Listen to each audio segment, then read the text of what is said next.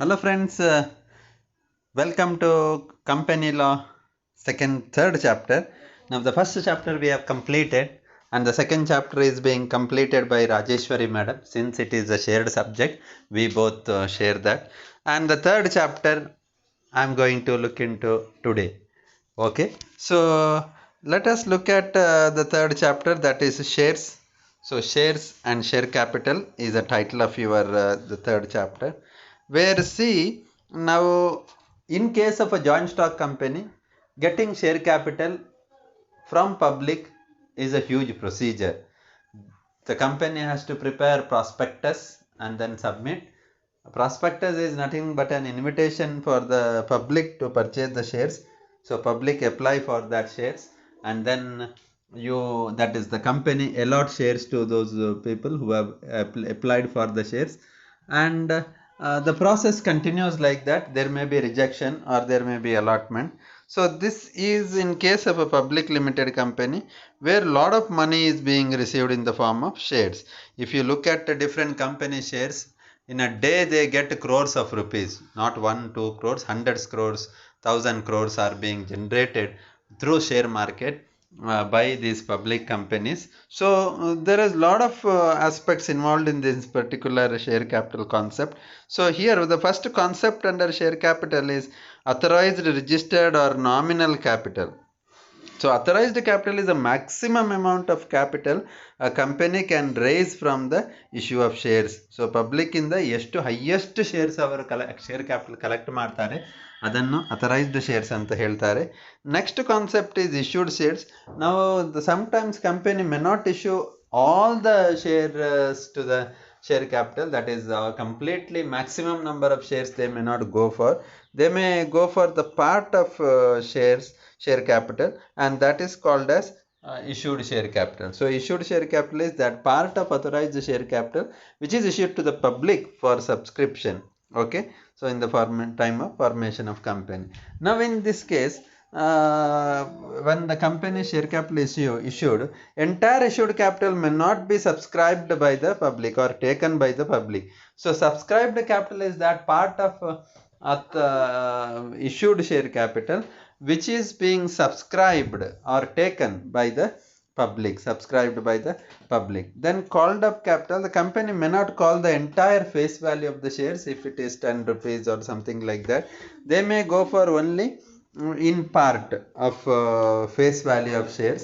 So that is called as called up capital. So capital which is actually called by the company. So actually that part of shares which is being called by the company is called as called up capital. Then we have paid up capital. Now you see, whatever the demand made by the company on its shares, the shareholders have to pay the amount due from them. So that is called as actually paid by them. The capital or the money which is being actually paid by the shareholders is called as paid up share capital. Then there is also a concept of reserved share capital. So this is a capital which may not call on certain.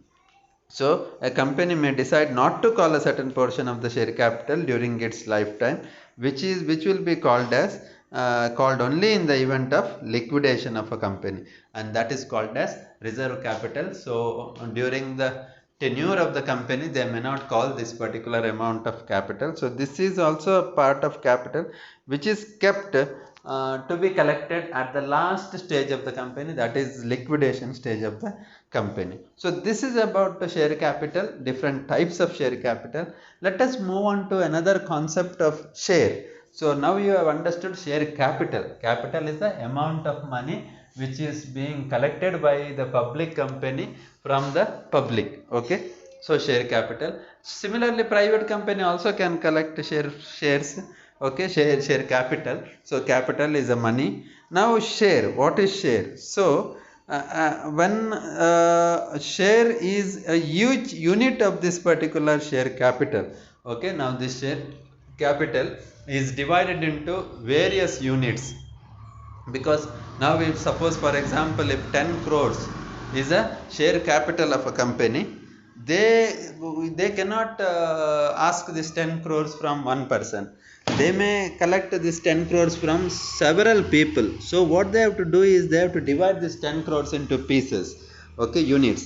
Now that's called as share. So share is a part of share capital of the company, or it is a unit in the share capital of the company, which is issued by the company either at the time of formation or during the tenure of the company. So like this is called as the shares. So it is called as shares. So definition of shares as per 2013 Act section 2 and 84 subsection: a share is the share capital of the company and it includes stock, except where a distinction is made between stock and share is express or implied. Okay, it is also sometimes referred as the stock, we can say that.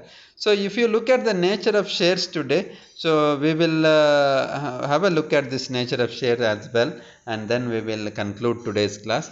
So share is an evidence of money or money's worth invested in a company by the shareholder. So it is an evidence. Share ಅಂದರೆ ಈಗ ನಾವು ಯಾವುದಾದ್ರೂ ಒಂದು ಕಂಪನಿಯ share ತೆಗೆದುಕೊಂಡಿದ್ದೇವೆ, ಶೇರಿಗೆ ಹಾಕಿದ್ದೇವೆ ಹಣ ಅಂತ ಹೇಳಿದರೆ, it is an evident that you are being part of that particular share capital of the company and you are called as shareholder, and it gives him certain rights and responsibilities as a shareholder.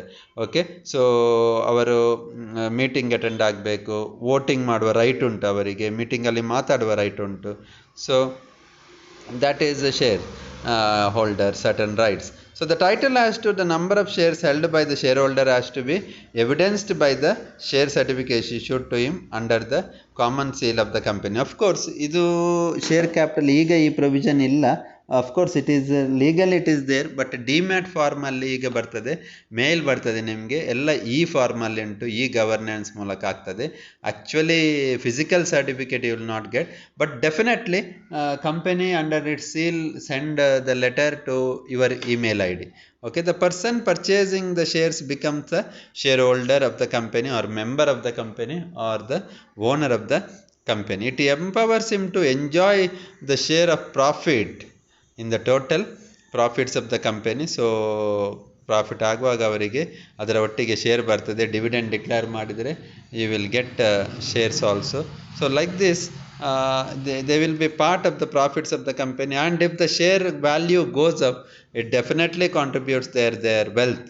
Okay, so each share is given a face value, the full amount of which must be paid by the shareholder. Each share is distinguished by its distinctive number. So there is a number for each shares. So number of shares may be 100. See, if it is 100 shares held by one particular person, it may be from 501 to 600, and the shares are considered as a movable property as per the Indian Sale of Goods Act of 1930 and are transferable from one person to another person in the manner prescribed by the Articles of Association. ಅಂದರೆ ಈಗ ನಾನು share holder ಯಾವುದಾದ್ರೂ ಆಗಿದ್ದರೆ, ಯಾವುದಾದ್ರೂ ಶೇರನ್ನು purchase ಮಾಡಿ share holder ಆಗಿದ್ದರೆ, I can transfer that share to any other person by the rules prescribed by the Articles of Association ಅಥವಾ procedures being prescribed by the Articles of Association. ಈ ರೀತಿ ನಾವು nature of the ಶೇರ್ಸನ್ನು study ಮಾಡಿದ್ದೇವೆ.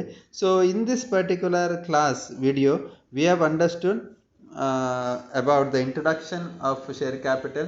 We have discussed regarding share capital aspect. So what is the share capital, how it goes and all that. Then we have understood different types of share capital or forms of share capital.